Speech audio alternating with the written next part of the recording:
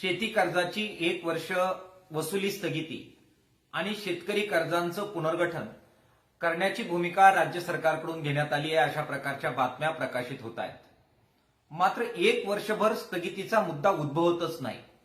शेतकऱ्यांचं जे प्रचंड आंदोलन झालं त्या पार्श्वभूमीवर देवेंद्र फडणवीस साहेब, जे राज्याचे मुख्यमंत्री आहेत, त्यांनी प्रसार माध्यमांच्या समोर येऊन 30 जून 2026च्या आत शेतकऱ्यांचं संपूर्ण कर्ज माफ करू अशा प्रकारचं आश्वासन दिलेलं आहे. त्यामुळे कर्जाची जी वसुली स्थगिती द्यायची आहे ती 1 वर्षापर्यंत नसून केवळ 30 जून 2026 पर्यंतच द्यायची आहे.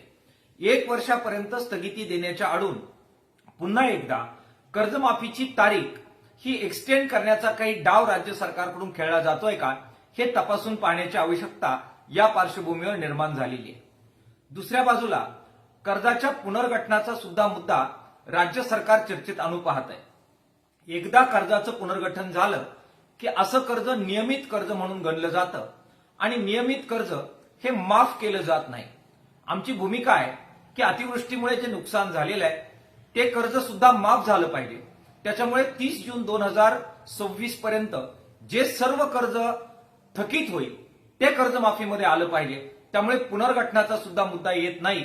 पुनर्गठन आणि 1 वर्षापर्यंत कर्जाच्या वसुलीला स्थगिती याच्या आडून पुन्हा एकदा कर्जमाफीला खो देण्याचा प्रयत्न हा राज्य सरकार करतंय का?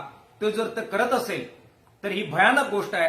राज्य सरकारने असे कोणत्याही प्रकारचे डावपेच शेतकऱ्यांबद्दल करू नये, अन्यथा प्रचंड मोठ्या आंदोलनानं जबरदस्त अशा प्रकारचं प्रत्युत्तर या डावपेचांना शेतकरी संघटना आणि किसान सभेकडून दिलं जाईल.